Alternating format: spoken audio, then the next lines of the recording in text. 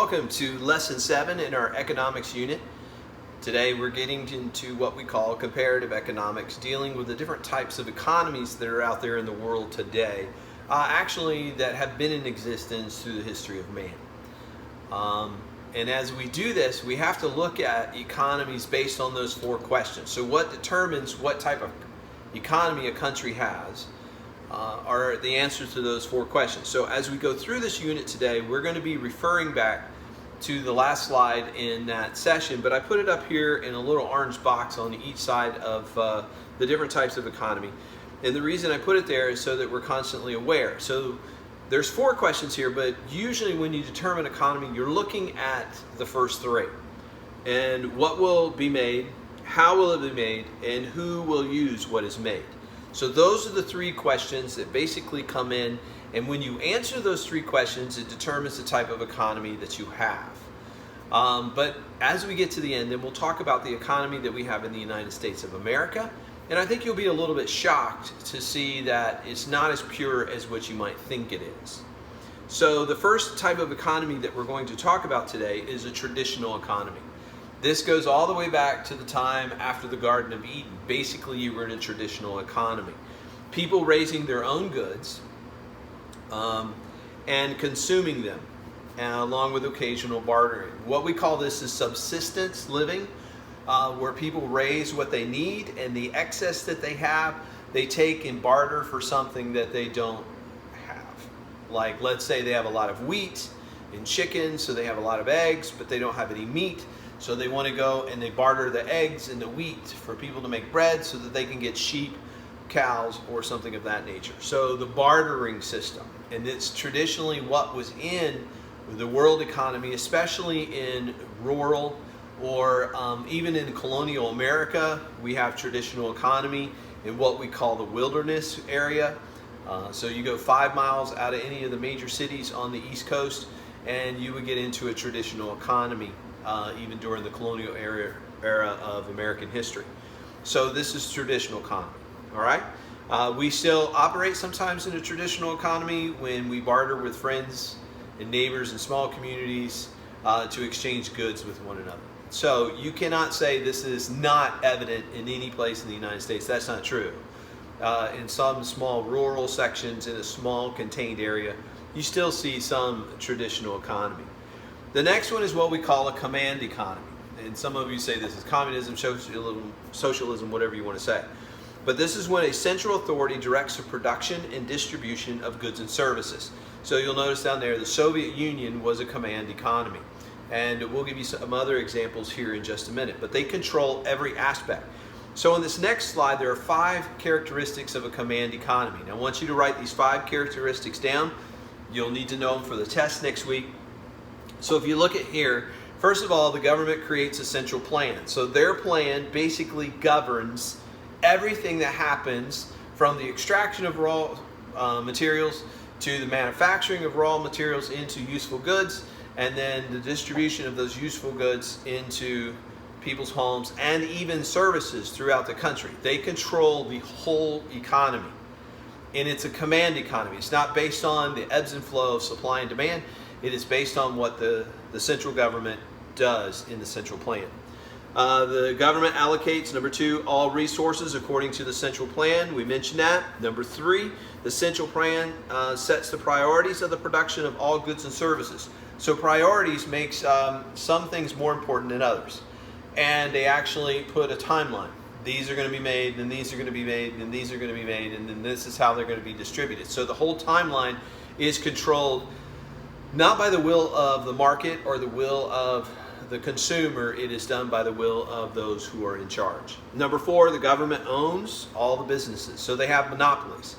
And as we learned in U.S. history, there are 2 types of monopolies. One is dealing with vertical, and the other one is horizontal. If you control everything within a means of production, from the extraction of raw materials and the distribution of those raw materials as finished goods to the consumer, that's what we call horizontal. Okay, but the vertical, okay, is when you control one aspect in a production. So they come this way, come here, boom, they hit you, and they can't go to the next level until you or maybe you have all the transportation. That would be vertical. But in a command economy, they control the horizontal and the vertical. Every aspect in a command economy, they have a monopoly in. Okay? And then number 5, the government creates laws, regulations, and directives to enforce. So the central plan, but then they put all these peripheral regulations around it to control the central plan. So there is no freedom. There is no free market out there whatsoever. No capitalism whatsoever. All the capital comes from the command of the central government. Okay, so these are the 5 characteristics of a command economy. Now, you always hear this referred to as socialism. It's been really big in this current election because of Bernie Sanders, Elizabeth Warren. They're on different levels of the whole idea of socialism. There's other people in our Senate and House that are what we would consider borderline socialists, or some of them extreme socialism. Socialism is an economic system. So you can't say command economy and socialism are the same. Socialism is a little bit different, okay, in its political theory, not necessarily in its economics. Okay, so socialism, an economic system in which command solutions are usually chosen to answer economic questions. Now, the biggest issue here that makes socialism different is the idea of a communist political theory. And so those two go hand in hand. Communism and socialism usually go hand in hand, and that's why it's a little bit different. Command is the type of economy. Socialism is just a type of command economy. So you have socialist Denmark here, and if you look down here, it's a mixed economy, all right? And we're going to get to that in just a little while. That combines free market capitalism with socialistic welfare state. But you see that Denmark's in the possibility of changing some of their policies just because they feel like there needs to be more free exercise of that. And then you have a pure socialist economy. This is in Venezuela. Now, if you want to track something that's very interesting, go back, because Venezuela used to be one of the most wealthy, productive countries with the largest oil supplier in the Western Hemisphere. And now it's become one of the poorest. And it's been since they went from a capitalistic society into a socialist society, or a socialist economy. And so a pure socialist economy whose people have been so plagued with shortages of food and toilet paper that they have since voted out their ruling socialist party. But then there's been a hostile takeover, and there's been a lot of political unrest. And so when you look at Bernie Sanders has basically, when Venezuela first went into the socialist form, he goes, that's what we need to do. But now we've been given a picture, as we've watched socialism get into Venezuela, what happened to its economy, what happened to its people, and how the country has become plagued with all these shortages. So we've seen it play out, that it does not work, because you're missing one of the most key elements for a socialist society to work, and that is the innate goodness of man, which does not exist, and that man will choose to do what's good for himself and his neighbors, and greed does not take any part of it. The problem is that does not work, because man is selfish in his nature, okay, and sinful in our nature, apart from the Lord Jesus Christ. Okay, so he was saying this is a socialist utopia, Venezuela, and look how it's played out over the years. So this is the idea of socialism. Now the next one that we're going to deal with is called market economy. Okay, and remember, we're looking at these 3 questions. So in this definition, you can answer these 3 questions. What will be made, how will it be made, and who will use? An economy, and the market economy, is an economy that allows the people to make free choices that permit the laws of supply and demand to direct the production, distribution of goods and services. So a market economy is basically dictated by the market. And then the government regulations that come out are to protect the market. So the only part that the government takes place in is to make sure everyone has the freedom to be able to do inside the market what they have the creativity to do. So that's the big difference in the market economy. A market economy is controlled by the market. Command economy is controlled by the government. All right? So, advantages of a market economy. So we're going to just shoot straight here. We have somewhat of a market economy in the United States, but again, we'll look at that in just a second. All right, so the freedom to produce and purchase what he wishes in order to maximize the profits of or his satisfaction. Okay? So in a market economy, you and I have the right to go into business to make what we want, as long as we feel that we can market it and sell it. Or we have the right to go out and buy what we want for our satisfaction. The government can't say, you have one TV, you can't have two. The government can't say, oh, you can only buy these things here. No, we have the right to go out and buy anything we want, except right now most of the stores are closed because of social isolation. But, okay, when I go into Home Depot, when I finally get in with the other 700 people in there, or 699, I have the freedom to go and buy what I want. They can't say, oh, you live in this area, you can't buy it. Why? Because the market dictates. It's there, people want it, I'm a consumer, I can buy it. Okay, so the freedom to purchase or produce. That's the first one. Second one is efficiency.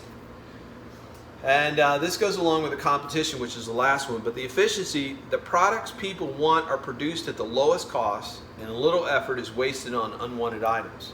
So the market determines, this item's not wanted, don't make it. People are not interested in it, or they're interested in it a little.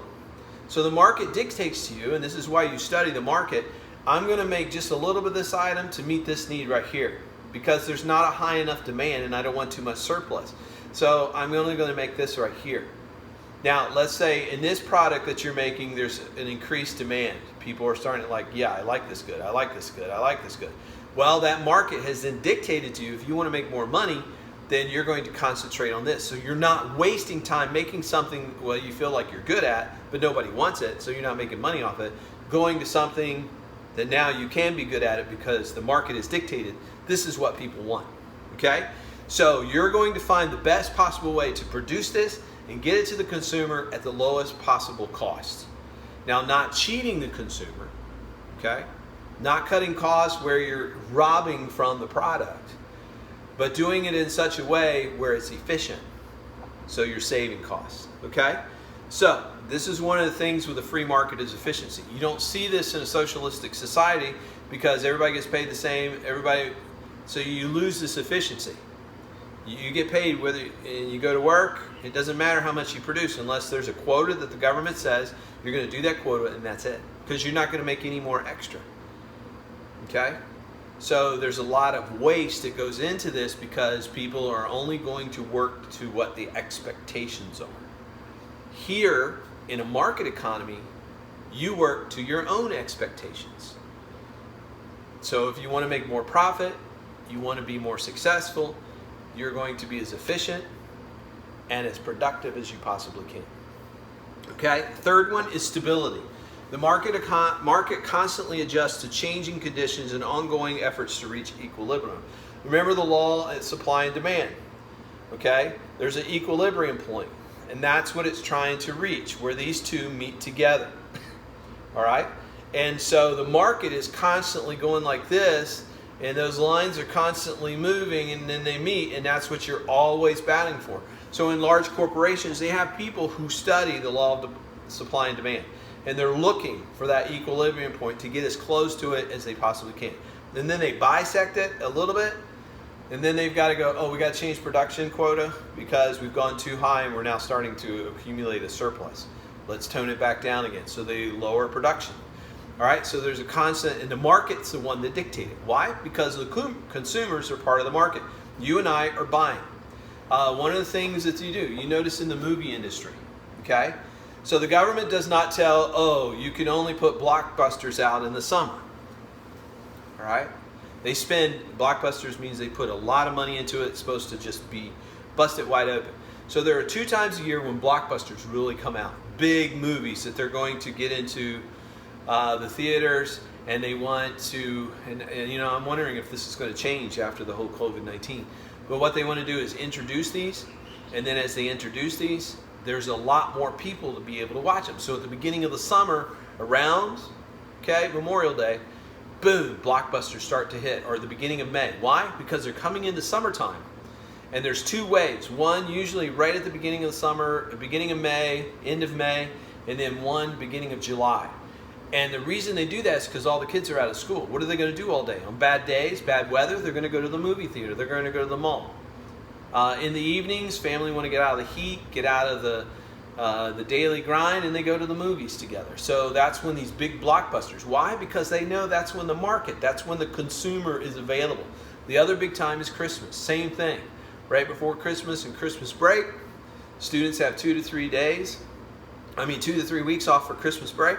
And then the weather outside is frightful. Sorry, using a Christmas song. And so they want to go inside and get popcorn and sit down and watch a good movie for 2.5 hours. All right, and get out of the extreme weather outside. And so they know the market, and that's what the market does. And so that's why they've held off the releases of some of these big movies. Why? Because nobody can go to the movies. All right. So that's one of the things that you're looking for is the stability. The other one is the competition factor. Okay, motivates creativity and productivity. And this is one of the things that's really been hit in the United States of America. People don't understand the value of competition and how competition makes us excel. It really does. In sports, okay, when they started going to make sure everybody starts to feel good about themselves, instead of saying this is where you are, this is where you can be, and not being satisfied, this is where you are. So you show up, you get a trophy. No, you show up, you do your work, then you get a trophy. Just being there is not enough. And so they've taken the competition out. I don't like events where there's no competition. The reason is because competition helps you become better. It motivates you to go to the next level. It's not okay to be satisfied with here. Let's do the best that we can and reach our potential. That is one of the human goals, is to reach our potential. And competition and productivity, okay, competition in products, competition in industry makes products better. They're always looking, how can I go to the next level? One of the reasons the South Korean school system is so aggressive and so good is because they've taken the federal government out of the Department of Education and they've privatized the whole thing. And everybody gets government subsidies for every student that you have in your private school. So the private schools are competing against each other to get all this government subsidies based on the number of students that they have. So how do they get those students to come in? They have to improve their product and say, we have the best product, and look, our students will accomplish this. Our students will get into these universities. Our students get these jobs when they graduate. And that competition level has made education really powerful in South Korea. And there's a couple other countries that have done the same thing. We've taken the competition level away in a lot of areas that we've had to deal with in the United States. And young people and adults are beginning to settle. They're not striving to become better. And that's what competition helps us to do. Okay? All right, so those are the advantages of a market economy. And then you have capitalism. Capitalism is another buzzword for a market economy, economic system in which market solutions are generally chosen. So capitalism is the same idea as socialism. The types of economy are market economy and command economy. Socialism goes with command. Capitalism goes with market. But you can't say a capitalistic society. We are a capitalistic society, but that doesn't say what type of economy we are. If you say we're a capitalistic society, are you saying we're a market economy? Because we're not strictly in the United States a market economy. All right? Are generally chosen to answer the three important economic questions in which private citizenship and company own most of the capital. So in capitalism, the biggest difference is that most of the capital is used, and capital is the money that you use for production, okay, to establish businesses. So that money comes from the private sector, okay, and instead of the government. In a command, it comes from the government. The government controls everything, including the money, and so they use that money in order to establish production lines, to extract raw materials. In a capitalistic society, you and me provide the capital for that. All right? And then we have this idea of entrepreneurship, okay? And I just wanted to throw this in there because a lot of people think this means you're rich, you know how to make money. That's not true. Entrepreneur knows how to organize and operate a business. So an entrepreneur starts businesses.